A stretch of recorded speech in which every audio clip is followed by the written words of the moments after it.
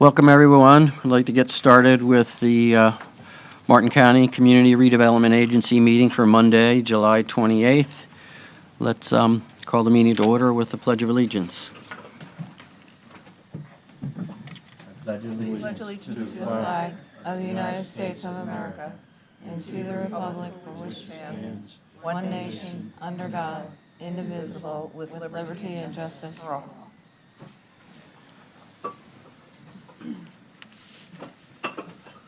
We have some minutes from Monday, May 19th, if anyone would like to make a motion to approve them or have any comments. So move. Second, any comments? All in favor? Aye. Anyone opposed? Minutes are approved. Are there any conflicts of interest that anyone needs to disclose? Okay. We will go on to the public comment section. If anyone has any comments from the public, you have 3 minutes to speak and state your name. Any? Doesn't look like it.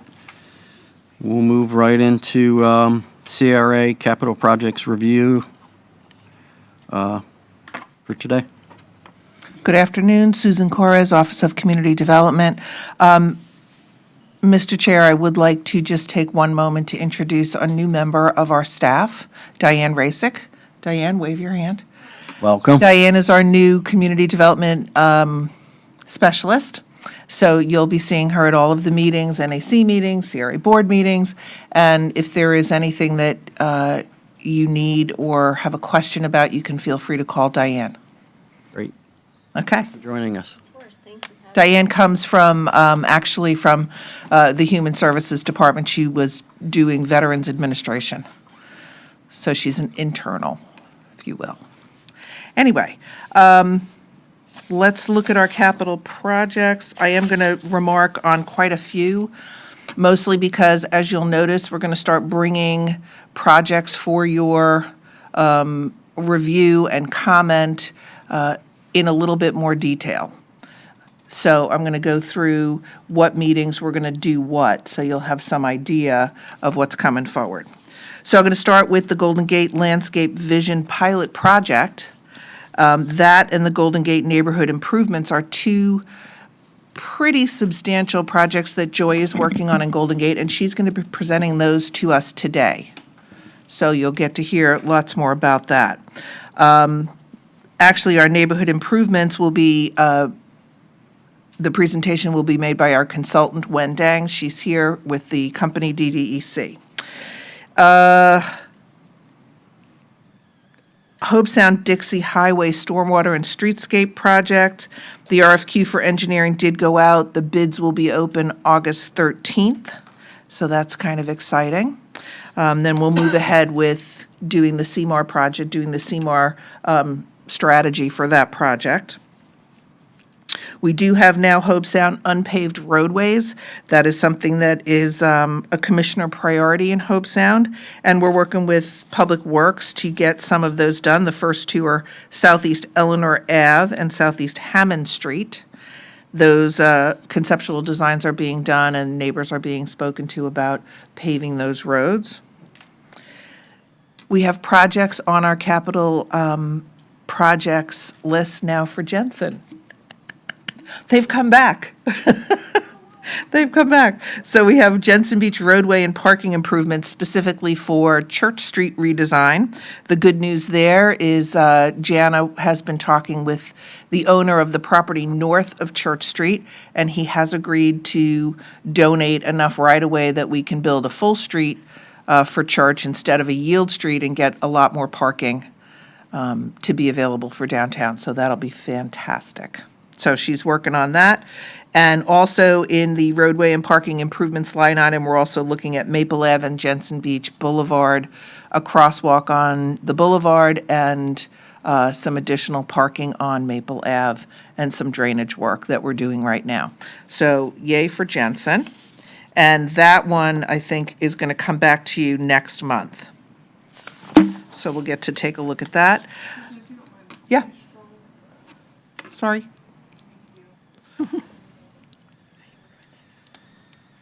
Cornell Avenue improvements in Old Palm City CRA. CapTech has been doing the plans, and the project is going to be reviewed by you at our September 22nd meeting, as well as the waterfront passive parks. They're kind of one project, if you will, giving us one as an alternative that goes with the other. New Monrovian neighborhood improvements is going to come to you also August 25th, as well as the Port Salerno unpaved roadway will come to you on the 25th as well. So lots of things. Not done yet. Rio, we're looking at the streetscape enhancements on 707 and also the property and civic center design projects. Those will be coming to you on the 27th of October. The consultants are doing their community engagement right now. I don't know if any of you had I don't think any of you had the opportunity to come to the first one. It was really well received. We did it at the Rio Civic Club. And lots of help from the community there in getting the word out to folks that aren't here because they're seasonal. So that was actually a really nice thing. And that's all I'm going to go through for our capital projects, unless anybody has any questions, comments, recommendations, observations. Nobody? All right, All right, thank you. you're welcome. Let's move on to the CRA fiscal year 2025 third quarter report.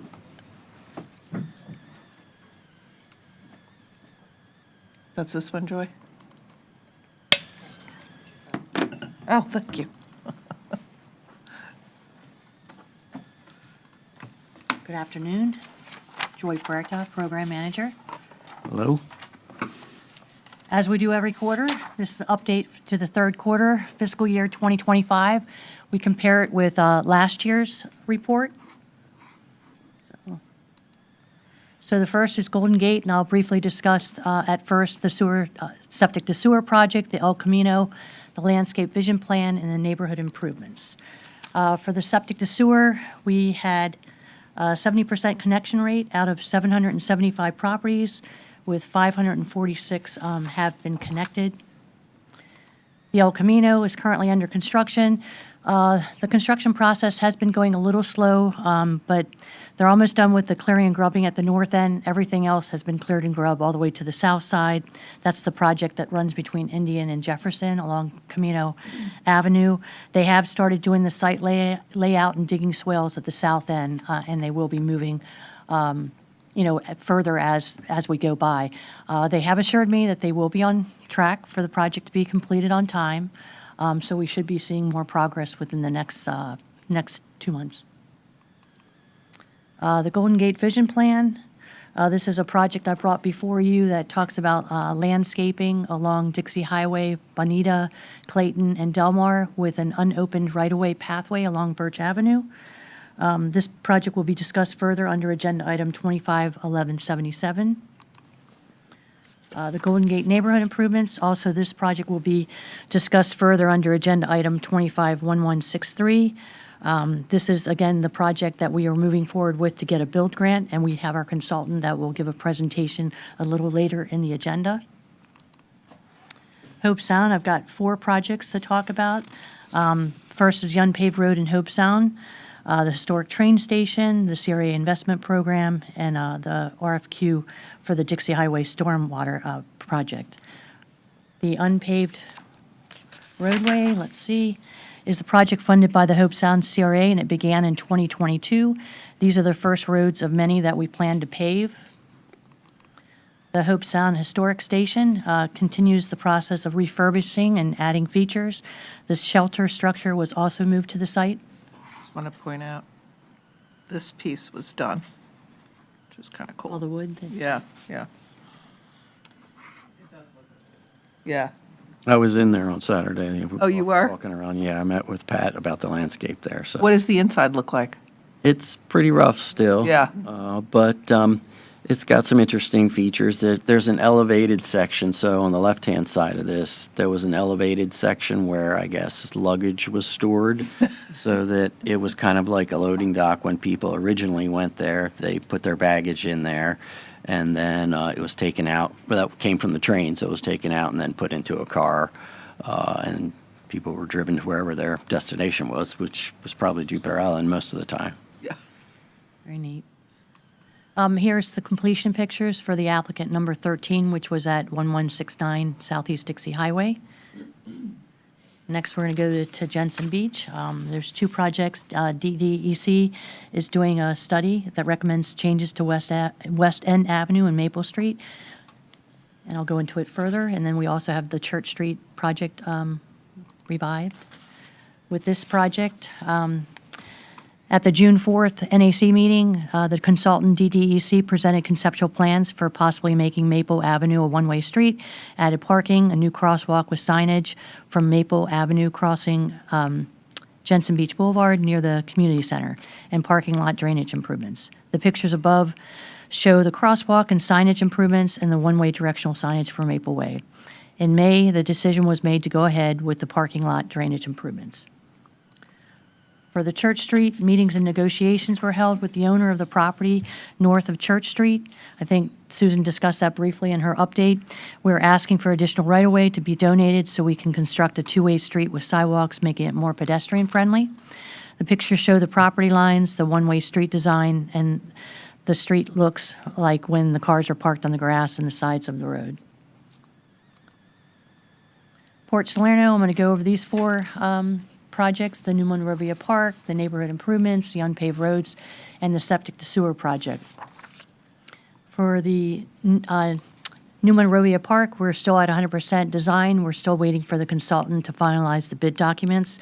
So hopefully we can still go out to bid in the month of August and then hopefully begin construction in November or December of this year.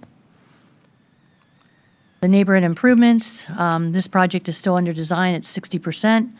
That's been submitted. Two raised intersections at 47th and Murray Street have been getting vetted by the traffic department with comments. So these are updated drawings so far for the 60% design. Also, this is the other raised intersection at Cully Avenue and Dell Street. The lighting, New Monrovia lighting study was discussed at the last December NAC and was in the process of being updated by the Sheriff's Office. It did get done within this quarter.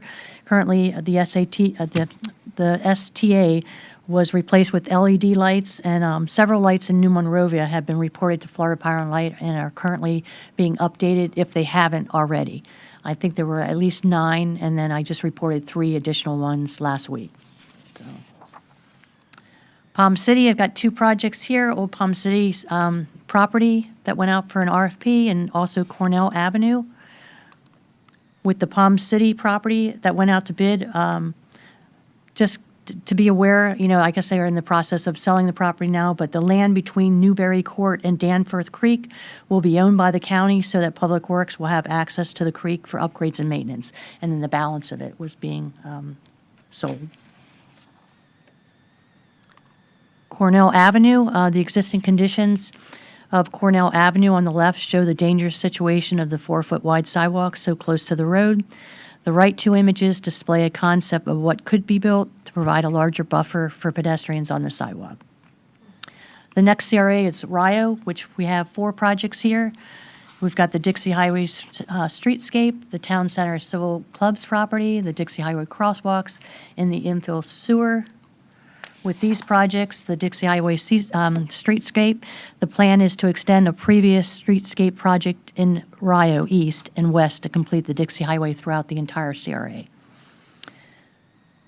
The Town Center Civic Club properties, we entered into the data collection and analysis portion for both this project and the Dixie Highway project with Marlin Engineering.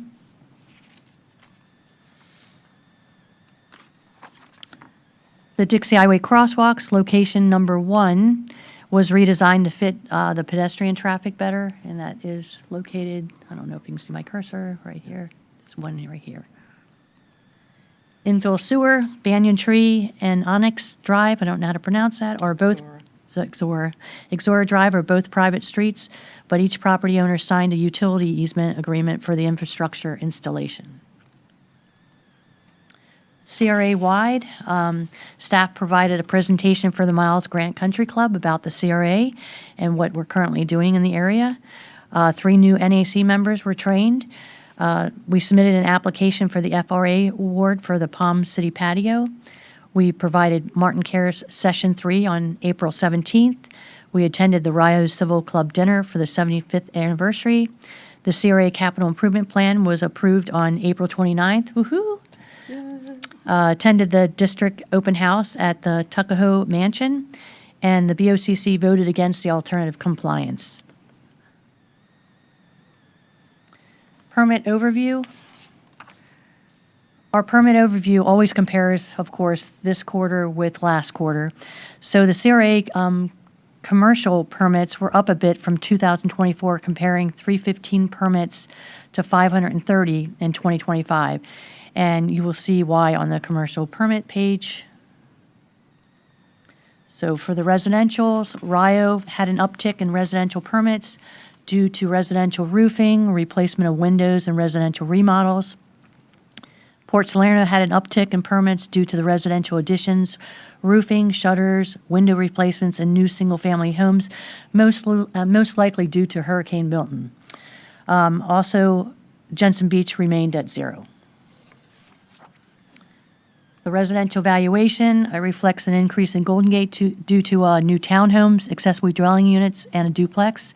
Hope Sound had a valuation increase due to new single-family residents and miscellaneous roofing, shutters, and replacement windows. Again, Port Salerno had a valuation increase to almost all types of permits due to most likely Hurricane Milton. Commercial permits, Hope Sound had an increase in permits from the last year due to commercial roofing at the Pinecroft Condo Associations. I think there was like 10 buildings in that development. And that completes my quarterly report. Does anybody have any questions? Yes. If you don't mind, can you go back to the Port Salerno summary page? It's your initial one before you went into details. Further? Oh, sorry.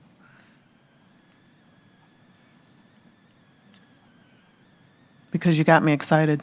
I got you. All right, so the last one there, Port Salerno, Newman River Septic to Sewer. I don't think I heard anything about that one in your presentation. Oh, very good, because I didn't have a slide of paper. Yeah. So last quarter, all that was updated was we received a grant. So this quarterly report only addresses that. So is that what you're asking, is what? I think we were waiting on something to be signed.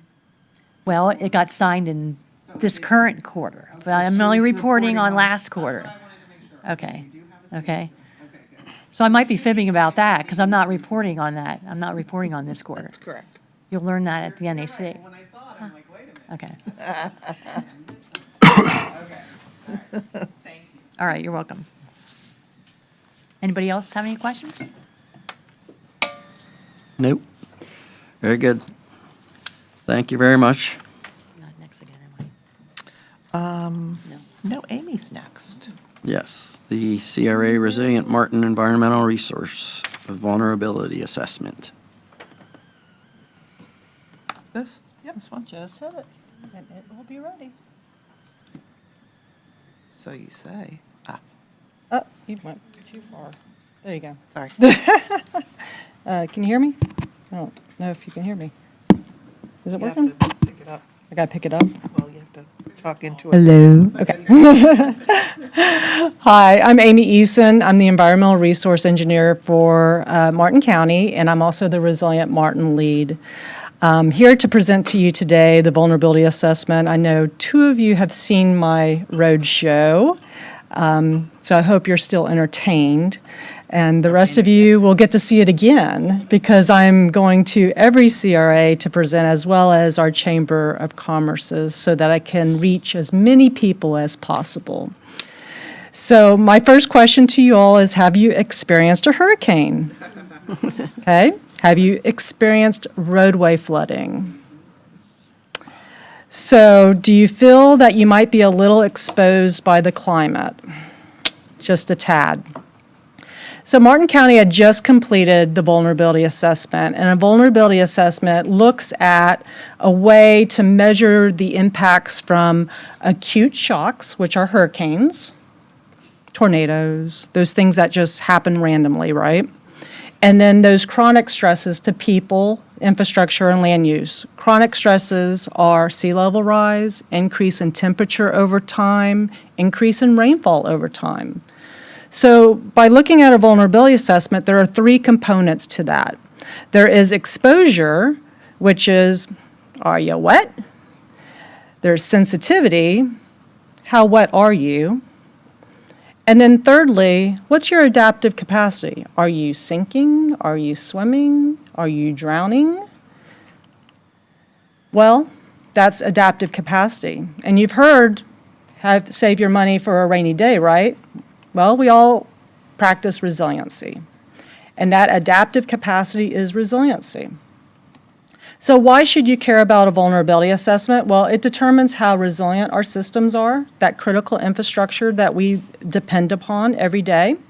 It helps us prepare for emergency situations, helps us plan for our local mitigation strategies so that we can get grants from our emergency situations, helps us plan for future projects, helps us prioritize those projects and land acquisition, as well as helps us establish policies and codes.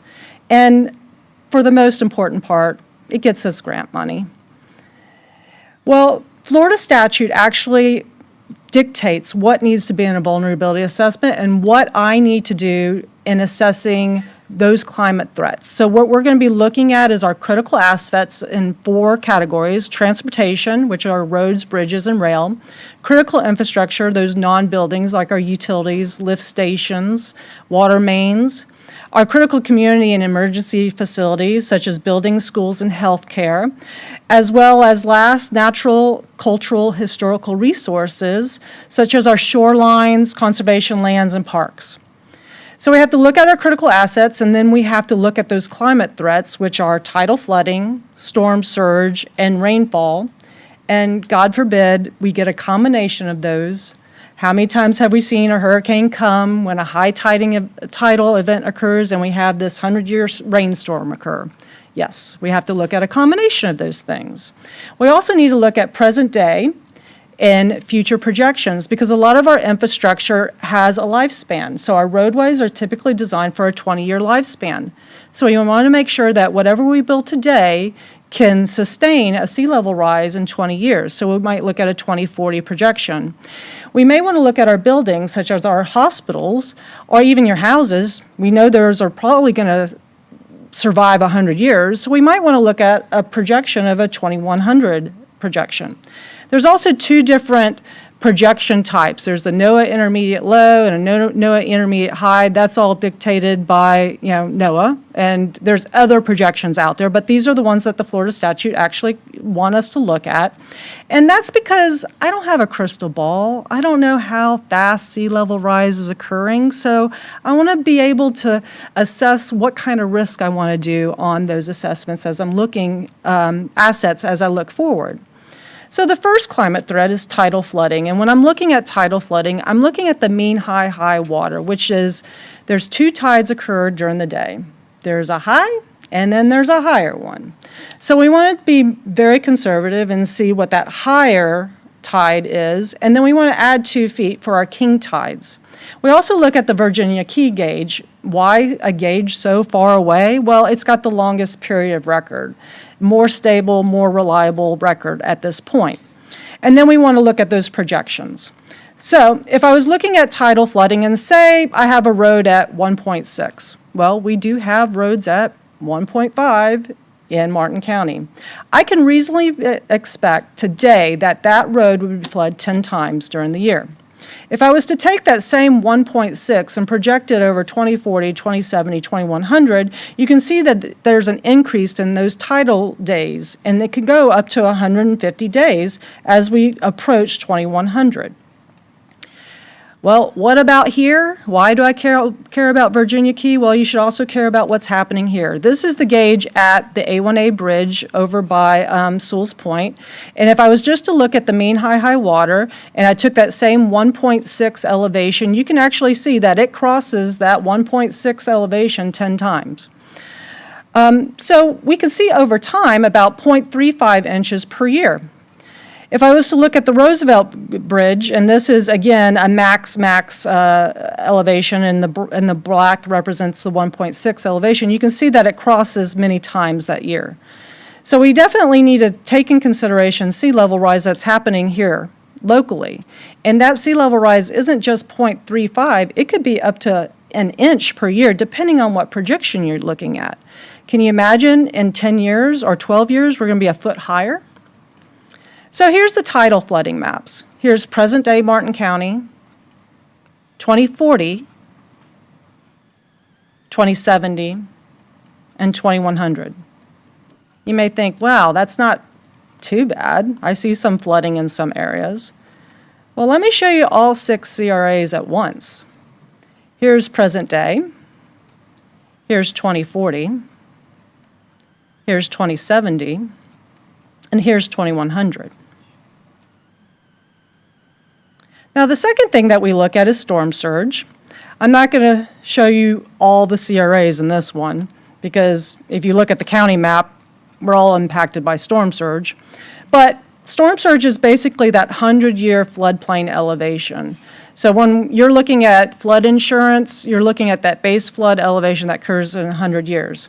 That still water today is at elevation 5. We do have houses that are lower than elevation 5. So if I was to look at present-day storm surge, this is today. This would be 2040, 2070, and 2100. This can go all the way up to elevation 11 for the 100-year storm surge. This helps us with emergency planning. The third one that we look at is rainfall. And we've seen that rainfall has been increasing over time. The graph at the bottom actually shows how that wet season rainfall trend has been going. Now, if you were to look cumulatively at the wet season, you'll see a lot of ups and downs, and sometimes it's kind of hard to determine whether there is an increase in rainfall. For instance, last year, I think you could tell that, not last year, in like 2019, that the rainfall was actually below the normal. But what we've actually seen is more intense rainfall.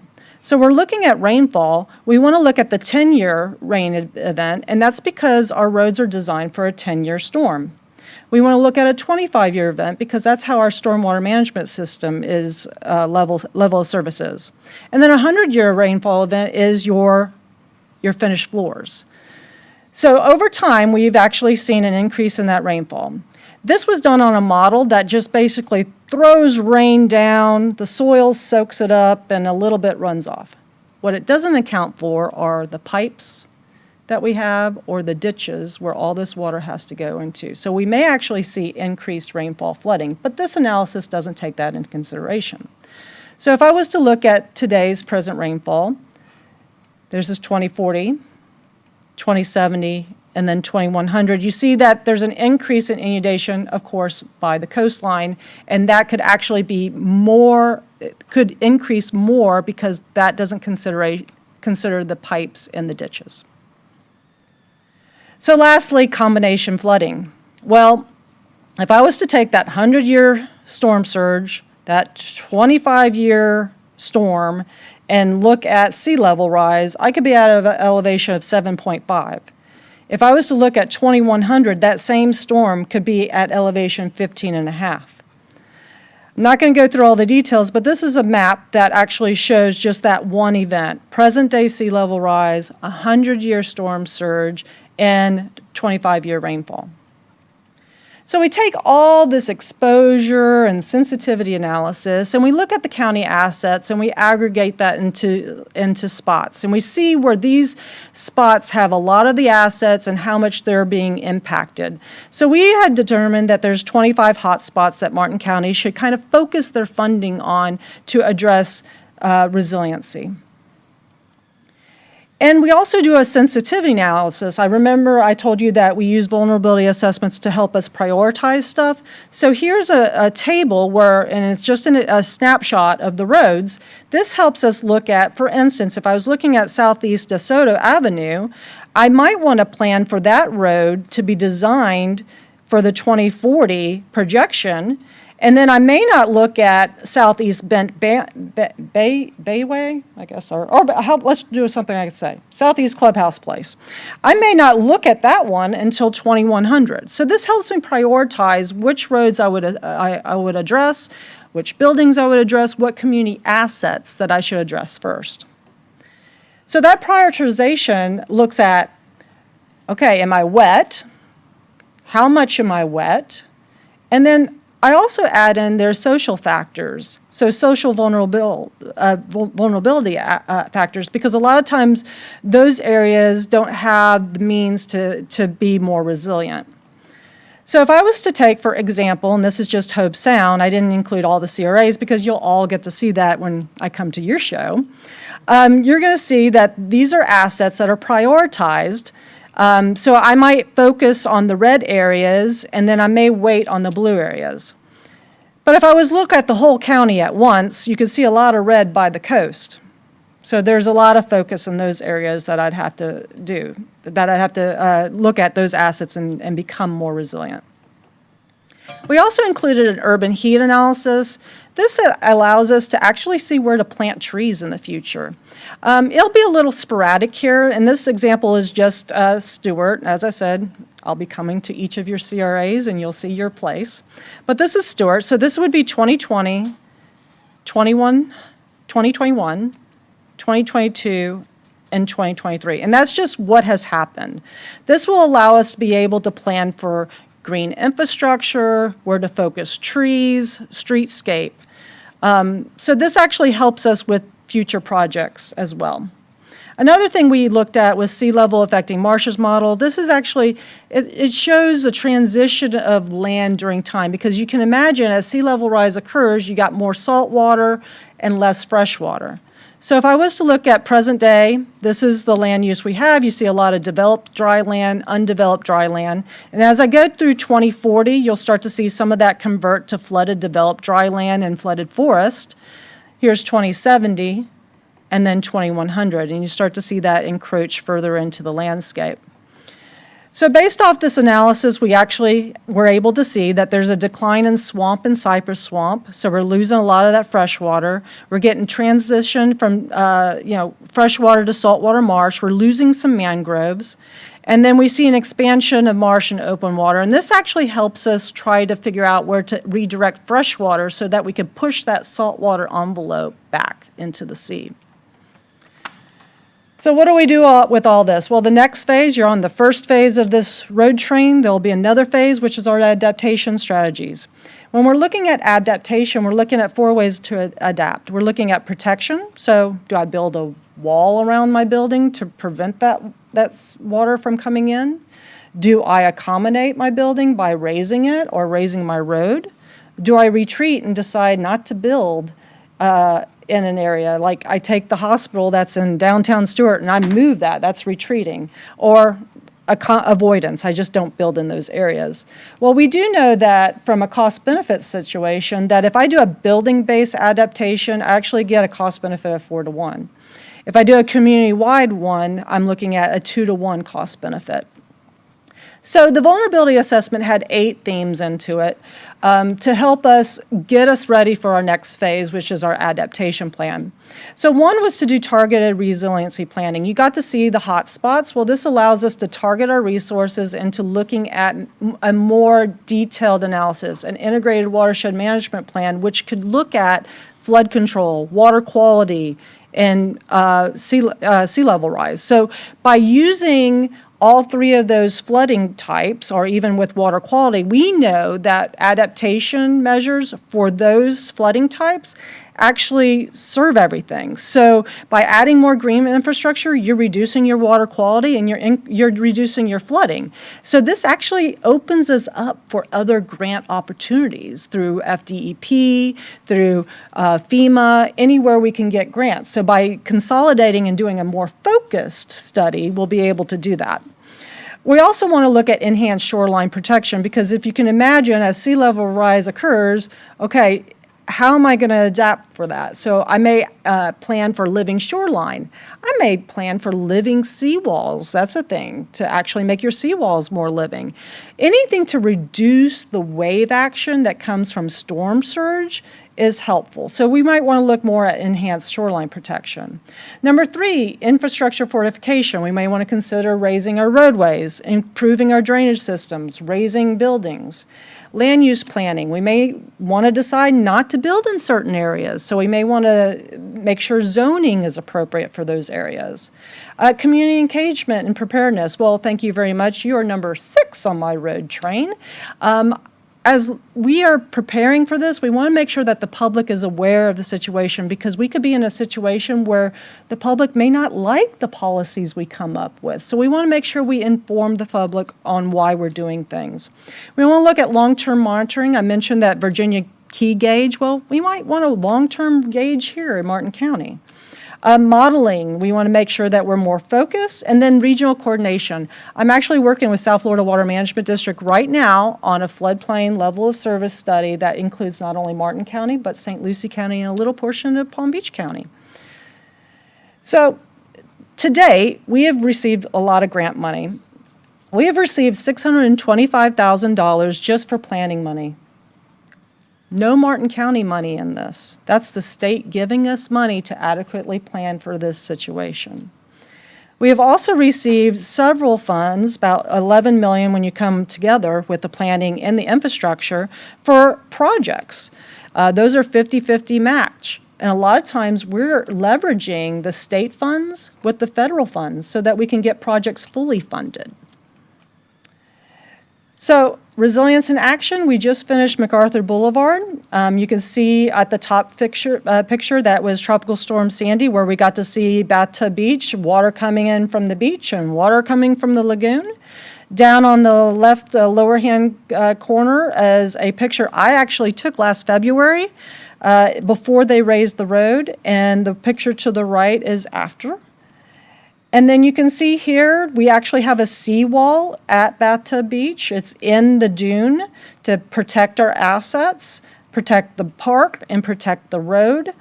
And above that, we have our dune, we have our beach renourishment, and then lastly, you'll see the finished product, which is MacArthur Boulevard, finished, fully built, raised 2.5 feet, by the way. So our next steps, this report is going to go to FDEP. I am going to continue on my public engagement campaign, but we do have an adaptation plan that is being developed right now, and there'll be more public engagement for that in the next coming months. And we're going to do that thorough master plan, that watershed plan that will help the county as a whole and not just focus on one thing. We want to make sure that it is holistic and includes everything. So I hope next time you see me, I can be asking you the question, how are you adapting? Thank you very much. I also want to tell you that I have Christine in the back. She has information about our flood insurance program. This is very helpful and useful for our community rating system. It's important that Martin County achieve those flood insurance reductions, so this is part of that public engagement as well. And we are also revising our local mitigation strategy through our emergency management system, and all this information is helpful for those plans. So I'll answer any questions you may have. Anybody have any questions? I do. Go for it. So, Port Salerno has a lot of projects coming up as far as sewer, drain water, roads repaired, all of that good stuff. Are you guys also in communication with them, like figuring out, being that we'll have new piping going down, like has that been assessed in these factors? Or So this is something that we work with our With them. capital improvement program.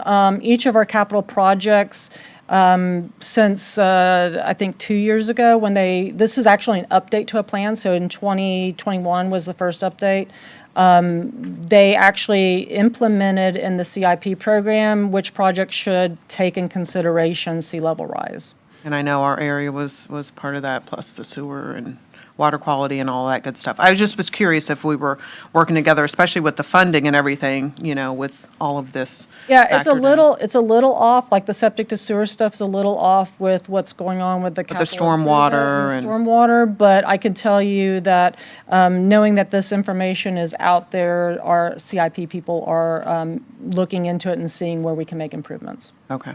So just to add to that, Jamie, in the CIP, we have to rate each project for resiliency. Yeah, they have to say. Prioritizing they it. have So to that say that Amy 2020. can then see. Gotcha. We have to tell them the year and. Yeah, because I remember when they did the water quality study, it was pretty significant too. Yeah, so by actually, with this assessment, I'm taking all the CIP projects with the rating that they put in there. I'm listing those projects in the vulnerability assessment, and by doing that, it allows you to get grant money from Resilient Florida. But those projects will have to make sure they meet the requirements, yes. So Amy also has me on her committee, so I'm keeping an eye on her. So the Hope Sound, Actually, I think I'm keeping an eye on you. At work. the Hope Sound Stormwater project that's coming up will fit into this as well, because it's the current. She is taking me in on And it's this, working with her. helping me develop the scope, and yeah, I mean, the RFP's out, but I think once they select the consultant, I'll be involved with the scoping of that project. Great. Yeah, we're taking up some of her time. Yes. Good to hear. I think good to hear for Just a us. little bit. Maybe. Any other comments? Nice Thanks seeing for you, the Amy. presentation. Thank you. Nice seeing all of you. Thanks, Amy. Our next item is the Golden Gate Landscape Vision Project review. I've got two here, I don't know what you are. It should be down there on the PowerPoint. At least that one right there. I'm back. Joy Huerta, Program Manager. This is a great meeting for me, by the way. Yeah. Just saying. Good to watch. So I brought this project to you a couple of meetings ago. So what this involves, the scope is landscape improvements in the Golden Gate CRA that include Southeast Dixie Highway medians, Bonita Street, Clayton Street, Delmar Street, and Birch Avenue. The project's going to serve as a pilot project to incorporate a landscape vision for each CRA area. And we brought this up, and I gave you the justifications behind this before at one of the previous meetings about safety components along the Dixie Highway area. So I just wanted to give you a few updates on what our consultant's been working on. So this is the area, Dixie Highway, and then you've got the three side streets here, and then the Birch unimproved right-of-way is here. The project scope had 5 different tasks. The project kicked off in data collection, which they have done. The second one would be the conceptual design for the corridor roadway, side streets, and unimpaved Birch Avenue. That includes a community touch point event, which I'll discuss a little bit later, design features, preliminary layouts, some features, and a community open house, submittals, review, and approval.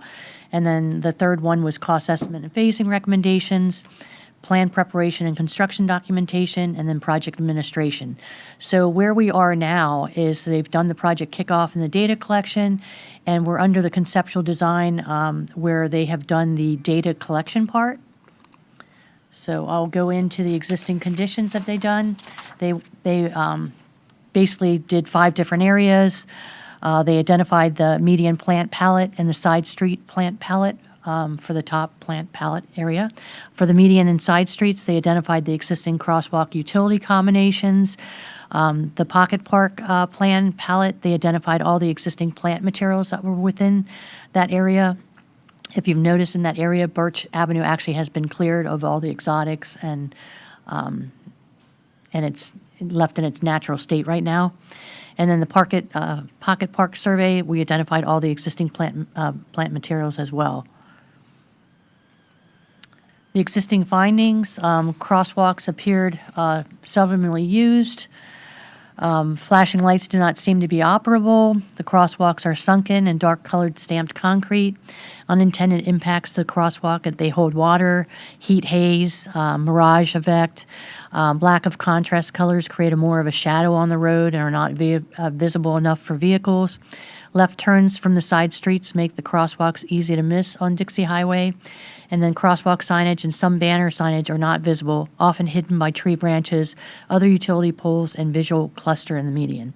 So these are some components that they've brought up that will lead them into the correct placement of trees and what type of native materials would need to be out there.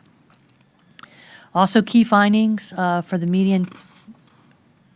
I think I just screwed up, didn't I? I think you did okay. You just probably. Okay, no, I've got it. So I should have been on that slide. Sorry about that. So this is the next slide. Sorry about that. Key findings for the vegetation adjacent to the right-of-way. Stewart Plaza took advantage of the investment program offered by the CRA that provides support for businesses towards exterior improvements. Also, Sunbelt property in number 2 has a potential planning area adjacent to the right-of-way that would be an ideal area for CRA investment program. The intent of this area would be to increase shade trees for pedestrians and replace lawn and native understory planting along the sidewalks. This doesn't mean this is going to happen. They just brought up some potentials that could work along the corridor to get shade out there. Key findings. Okay, why am I, sorry, I'm totally messing up here.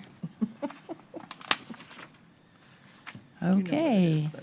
Yeah, I mean, the key findings for the side streets, there is no irrigation along this area. As you see on number 3, the overhead power lines, you're supposed to plant the tree in the right spot. So they're looking at all these type of obstructions out there of how they could do something that would be more creative and long-term use of the trees out there.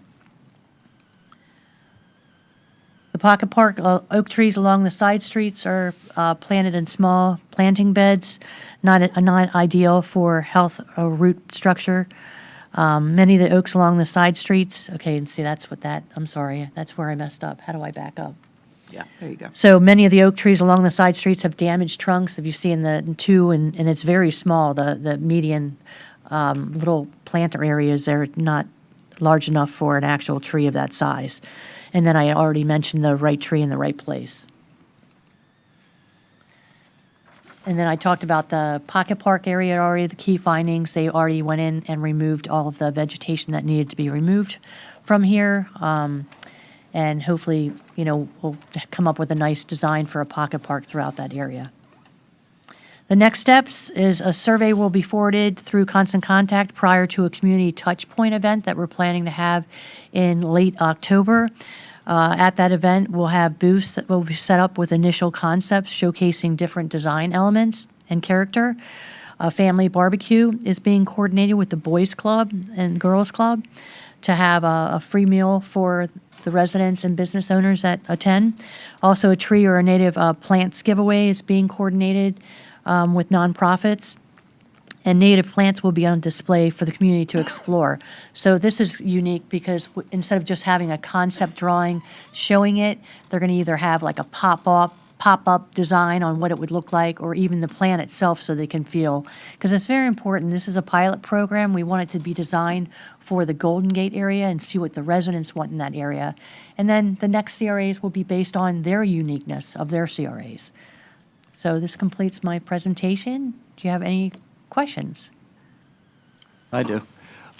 Back to the resilience and the heat gain that I think was brought up at that point. Does that come into factor as far as design and where increased planting might be or decreased planting? Is that something that you guys are going to be? Well, now that I've heard the presentation, sure, I'll reach out to Amy, of course, and find out. Where the hot areas are? We have 2 consultants working on, actually, I've always pronounced their name wrong, Cutler Hearing, is that? Cutler Hearing. Cutler Hearing, and then our sub-consultant, Cadence. Yeah. And they think out of the box type of landscaping, So this is one of the things, Bert, that Joy brought up. This is on Dixie. Yeah. But then, and you can see in number 2, we don't have anything set up with that particular private property, but it's an opportunity. Yeah. So that's kind of what they're pointing out as well, to alleviate some of Same thing in that. all CRAs, and we have the same issues everywhere, you know. Yep. Great, thank you. Rob, Can you go back a slide real quick, please? You talked about the vegetation in the median, the trees and the shrubs. yes. What, can you tell me again what you found wrong or what seems to be the issues right now? Oh, gosh, so I don't have my notes from the last meeting, but if I recall, now, Field Ops has been out there to clear some of the trees that were being an obstruction with the pedestrian signals, the ped lights. You couldn't see the pedestrians in some location. That's all I So they wanted had to to hear right remove, there. That yeah. was it. Okay, Because I mean, I've been up and down that street a lot lately, and yeah, you can't see anybody coming out of Right. that median at all. it's a lot better than it was 6 months ago, because they've weeded out a lot of the landscaping, but there are some trees out there that are still not the right type of trees to be out there. So And I heard that's you what- talk about the lights. I mean, I can't tell you how many times people in the left lane will stop because they see the pedestrians, and the people in the right lane don't stop because they don't see the pedestrians until they're clear of the car in the left lane. So I'm not sure how you can address that, but I've seen that 3 or 4 times just in the last couple weeks. And I think a lot of that is when they don't push the light. Some is, and So it needs some to the be an lights are education. going. It needs, oh, okay, it needs to be an educational process. No, I agree with that, and we've said that from the start. And honestly, the lights are working a lot more now than they were, but it's still, if the car in front of you stops, you just don't see anybody until they're. Until they're clear right of it, there, so. and then it's too late. Thank you, that was all. All right. So I was glad to hear, because you pointed out what my question was. Would love for Amy to be involved in all of them once it transitions, because this is an environmental, issue as well. So I'm glad to hear that. But I can say, just based off of this location that we have on the screen right now, I agree. I was driving up, and I had a problem seeing someone as well.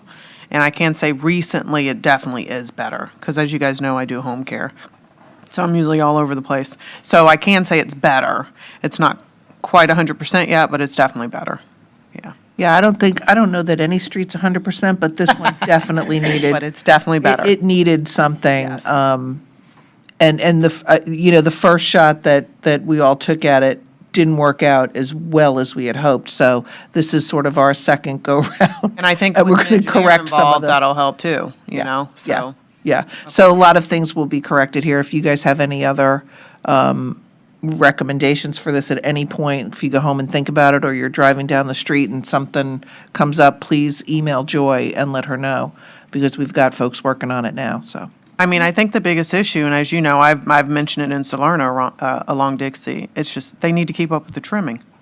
I mean, it can be as simple as just trimming. We still don't have our palms trimmed along Dixie. So I think a lot of it too is just maintenance. Yeah, I agree with that, and I think it's speed as well. I wish you do royal palms. At least they're big and long and gorgeous. I don't think you can do them in that small space. Yeah. I don't know that they're roadway trees. Thickness of the trunk. Yeah. Yeah. Because the trees, they're not really working out like it should. Yeah. Some trees don't do well in roadways, so there's specific types that, do better, And DOT gets involved too if it's a state road. always. They've got A pleasure. minimum sizes and clear zones. Yes, and yes. I Well, don't this is a think, county road. this is a county road. I don't think this is Good. state road. I wish it was. And if there's any way to get more taco trucks, that would be great. We're talking trucks today.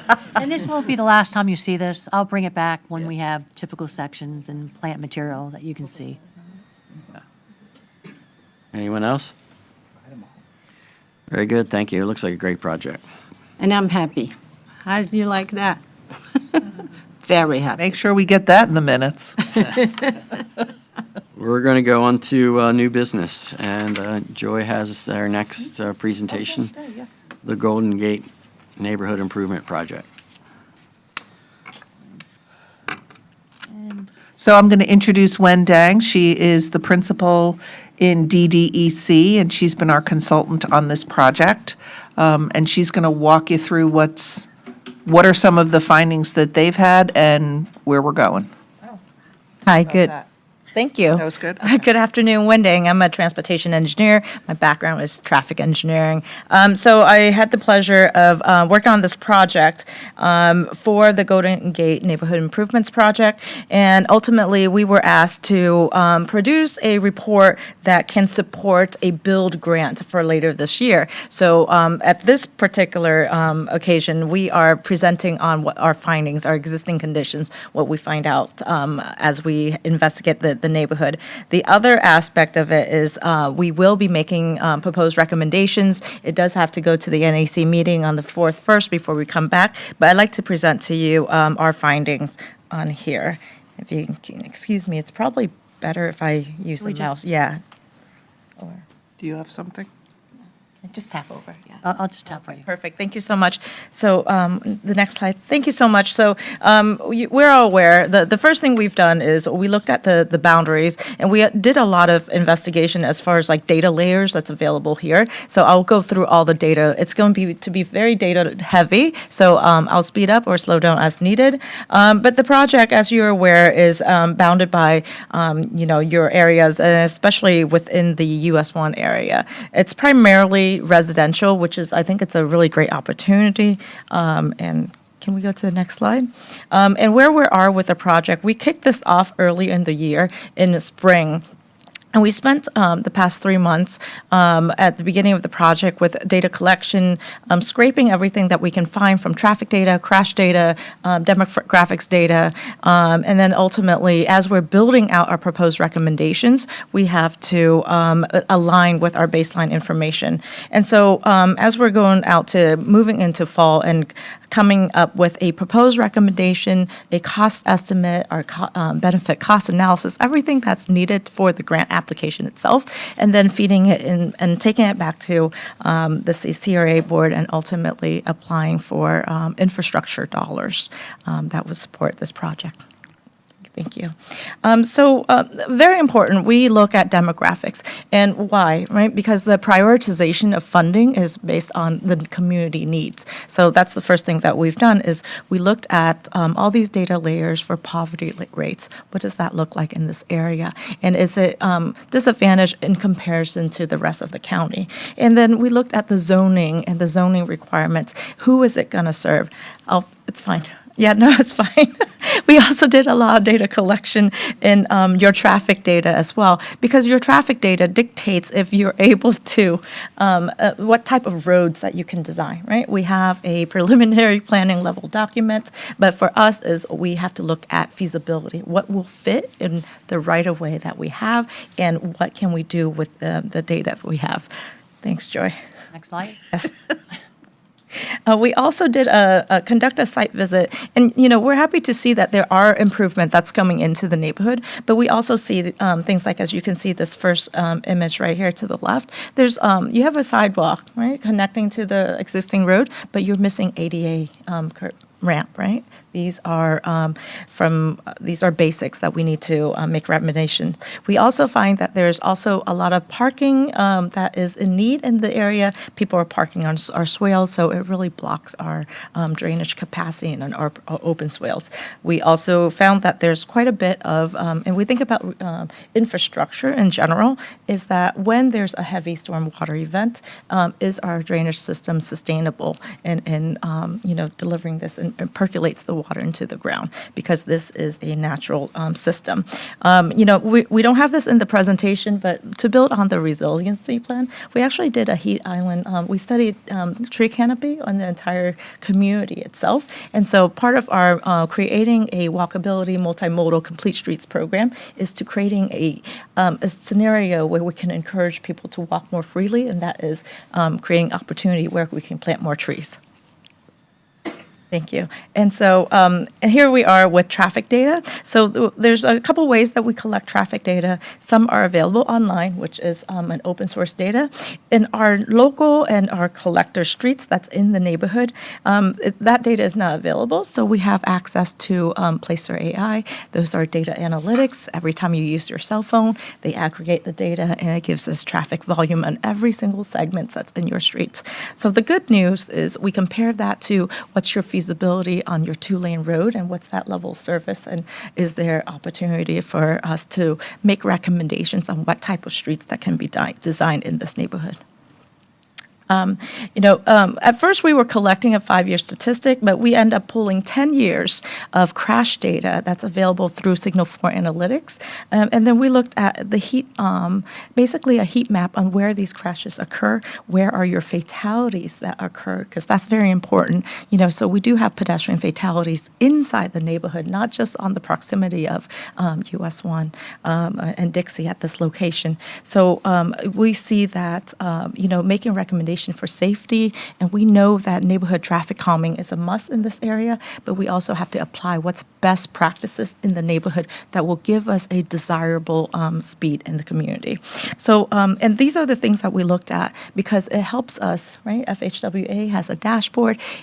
Based on the type of crashes and the frequency of crashes that occur, we can actually determine what type of countermeasures, what type of physical improvements and pavement markings and signage improvements that will help eliminate and reduce our crashes and trend down to zero. The other thing that we did is there's quite a bit of sidewalk gaps in this neighborhood. And from an ADA accessibility standpoint, that is the fundamentals, right? Before we can drive, before we can bike, the first thing we do as humans is we walk. So from a walkability standpoint, we noticed that there is a lot of gaps. So, part of our recommendations is to really do a preliminary layout of where all your sidewalks could be in the neighborhood. And so as we're laying it out, we find that there's a lot of opportunities, also a lot of challenges, especially with the type of infrastructure, drainage infrastructures you have. We might have to shift from an open drainage system to a closed drainage system so you have more space for sidewalk and connectivity. And of course, we're very excited that the El Camino Trail is under development, but we also see that there's other south streets within the neighborhood that needs wider sidewalks so that we can have better walkability with the kids that's walking to and from school here. We also collected quite a bit of transit data, not just the MARTI routes and the 2 stops. And as you can see, there's quite a difference in the 2 bus stops that we have in the neighborhood, right? One that's very welcoming, that's a shelter that has shades, that meets ADA compliant, and the other one is a sign in the ground that's not very exciting for someone who needs to use transit. We also pulled up quite a bit of bus stops, like there's a lot of bus stops. There's a lot of kids that uses the bus, and as we go out and we observe the kids in the afternoon, once the bus let them out, they walk in the middle of the streets and they go home. So that's the other importance of us having proposing sidewalks within this area. Thank you. So we have received a map, a preliminary recommendations that we should add parking. So we went and we validate parking. So we went and count parking, daytime, nighttime, and on the weekend, 3 occasions, and we created this heat map. We didn't count parking on street, we count parking in private residence also, because if there's any parking or if you have a home that has more than, let's say, 2 vehicles, they're parking on the streets. So we wanted to validate where those opportunities would be. So the more dense and the more sparse area, as you can see, it's actually quite different from our original planning document. You actually need it more in some of that dead-end streets closer to the east side. And so as we're making recommendations on where additional parking spaces would be, this helped validate, like, these are the baseline data that goes behind it. And then, of course, we were able to collect all that data from your infrastructure data itself. And as you can see, the majority of the neighborhood is an open drainage. And so if we are going to build wider sidewalks, build, more infrastructure, we know that there's going to be more runoffs in more impervious area. So this is our baseline information that will help us determine what's our drainage area and what size, how can we pipe our stormwater runoff to the right basin. And, we couldn't do this with lighting, right? Because some of the crash data have shown that the crashes actually occurred in the middle of the night. And also, with kids walking to and from school, there's dusk and dawn as we're going to daylight saving. Most of the lighting are actually at the intersection. So if there is any additional lighting, we're making recommendations. We know where it needs to be proposed, filling in the gap. Yes. And then, of course, this is the this is the final, I guess, the recommendation that came from a plan document.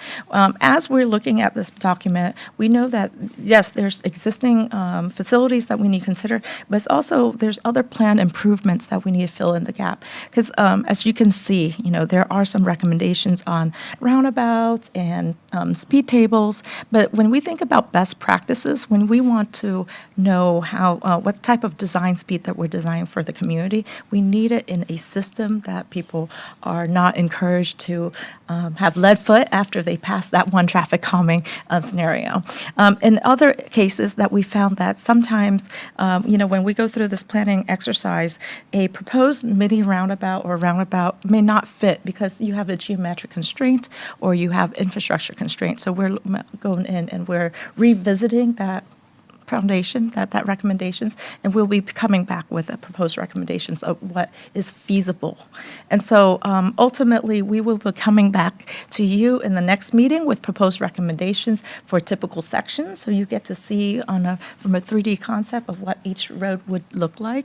And then we are going to the NAC on August 4th and to vet these projects with them and get the neighborhood to help us determine, prioritization. What would you like as especially some of these streets have a lot more opportunities.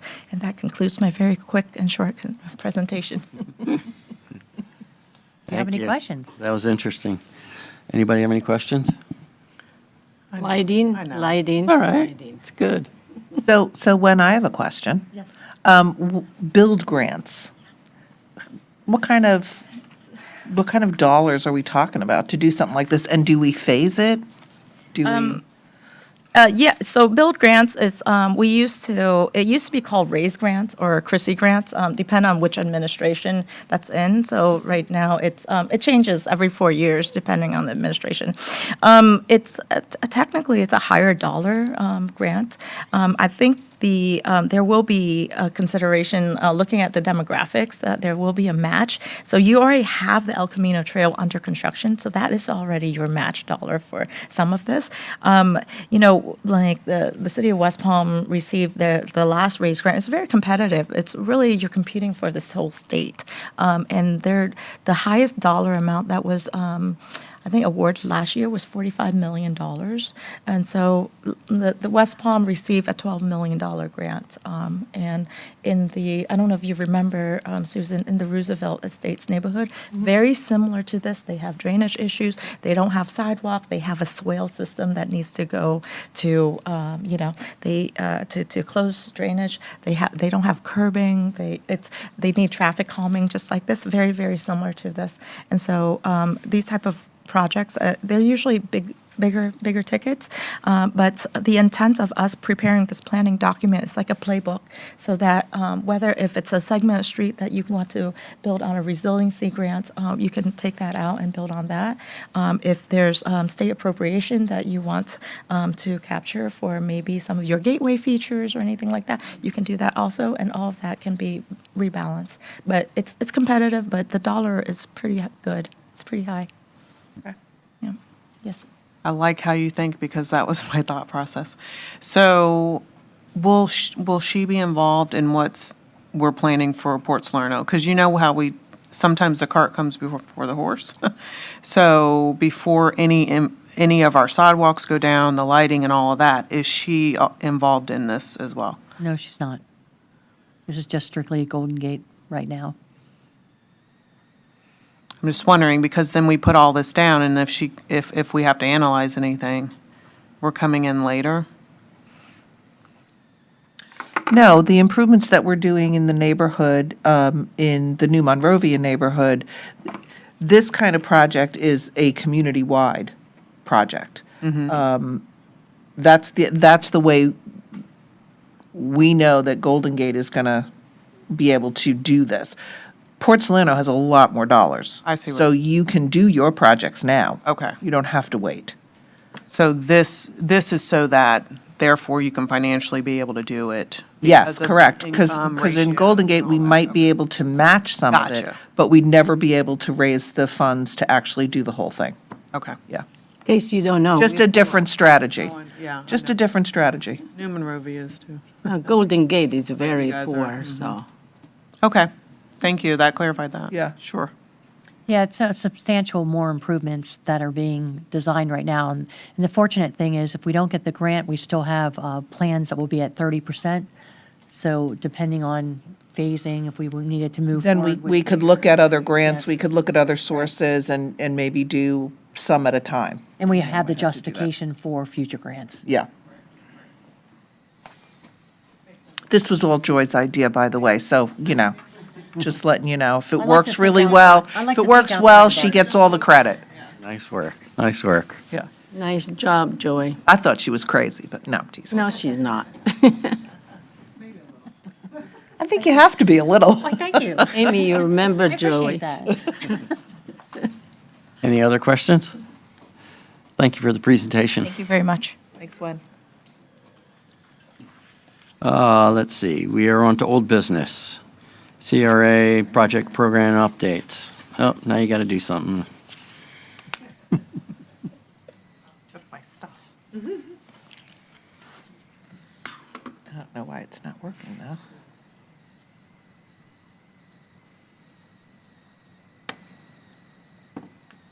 Okay.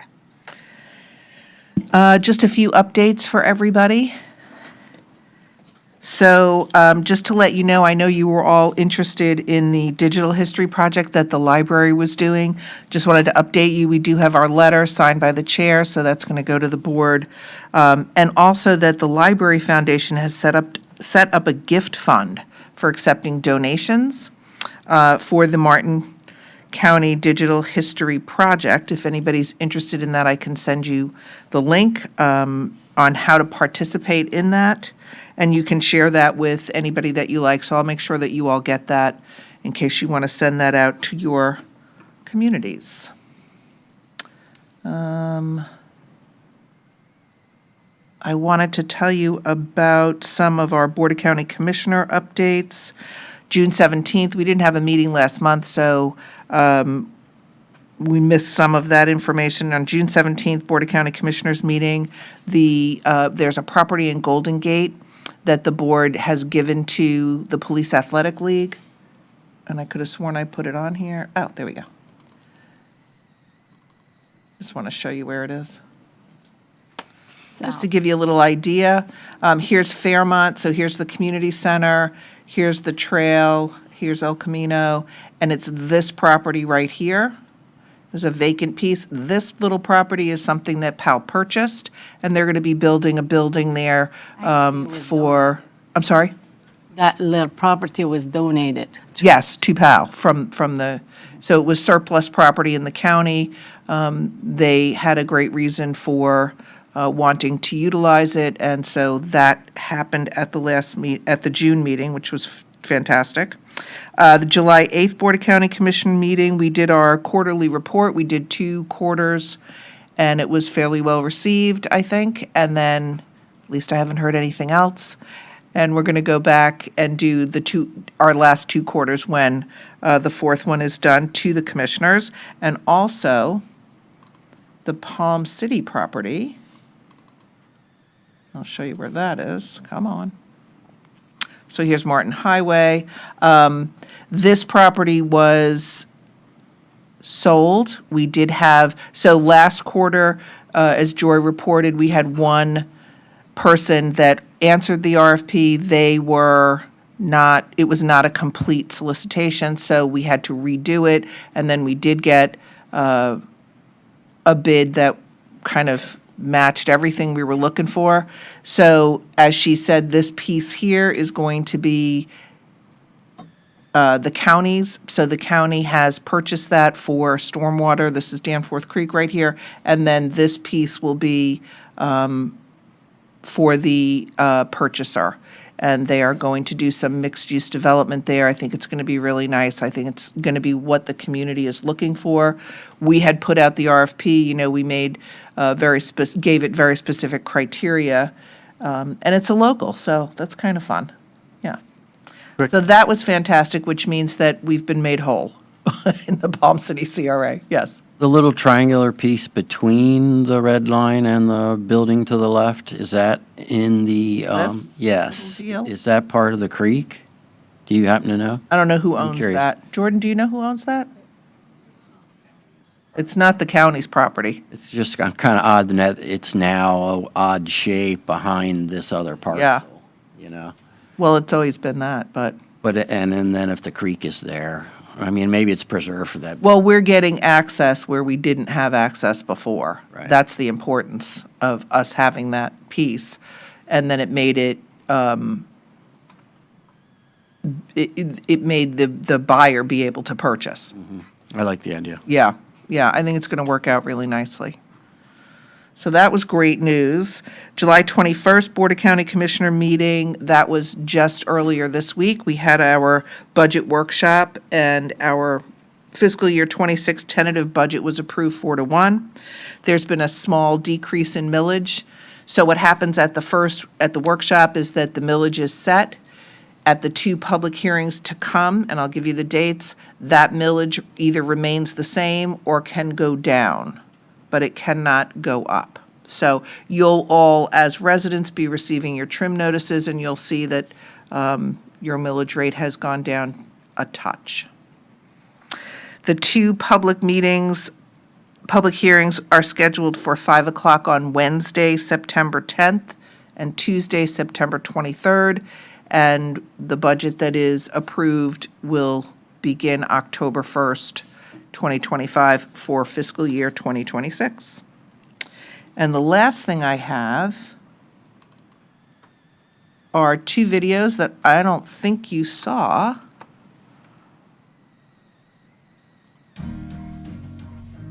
But you're going to see them now. My name is Lulu. I have a jewelry business in the back of this building in the Art Cottages. We have rental properties here. Our actual rental business is called ACJB, Art Cottages of Jensen Beach. So we have 2 businesses, the jewelry business and the rental business.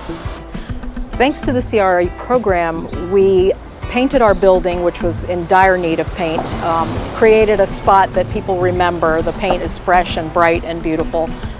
It was kind of dull, disappeared into the background before. We found out about the CRA program through the NAC meeting at the Chamber of Commerce. The topic came up, and I questioned one of the ladies there, Jana Cox, about how do I get involved in that. And she gave me all the advice that I needed and all the information, and it came to fruition quite nicely. The purple building has become the landmark in downtown. We've always had this beautiful home, historic home here, but it went unnoticed. People would drive by and say, "What yellow house?" When I would point it out, the Art Cottages are behind the historic yellow house, but it went unnoticed until we painted it purple. And now it's the landmark, the big purple house downtown. It's much more exciting and noticeable. Brings brightness to the downtown. So that was completed a few months ago, right? Welcome to the LPA meeting for July 7th. And these were done, this one was done much earlier. You can see they were applicants 3 and 4, but I don't think that you guys ever saw the video because we did it later. So it's kind of fun. Yeah, I come here from Charlotte, North Carolina, and we discovered the Jensen Beach area through my real estate agents, and just fell in love with it. It's a beautiful place. It's right by the water. Great people. It's just a great place. So we've decided to invest in the community, and we're glad we did. I'm Trevor Pittman. I work with my dad there, Daryl, and I manage all the properties. I kind of help him out so he can relax. And this hotel here, that's my baby. So I've been running that here ever since we owned it. We heard about the CRA investment program through Ron Rose here with the Jensen Beach Chamber of Commerce, and these guys worked great with us. They led us through it, and it was a benefit to us because it helped us spur the project. So thanks to the CRA investment program, we did some improvements on the building, which include the Bahama shutters, we redid the paint, and on the north side by the elevator, we did a new glass door plus a fixed window. And when we seen, hey, the town CRA is willing to work with us, I think it's a great teamwork thing, because it's inspired us. We spent way more than what they give us, but it's made a difference. As a result of the CRA program, we had a vacant unit here, and we were actually able a few months later to secure a tenant. I'm assuming because they saw the beauty in what we did. And also the hotel business has picked up a little bit, and I think we're getting a lot more repeat clientele because they really see how beautiful the place is in person. The CRA worked with us on another property just down the road here we call Pineapple Square, and we also repainted that building with some new, more modern coastal colors, and we did an awning by Ian and Kai's Pizza, as well as new glass on Welcome Home Realty.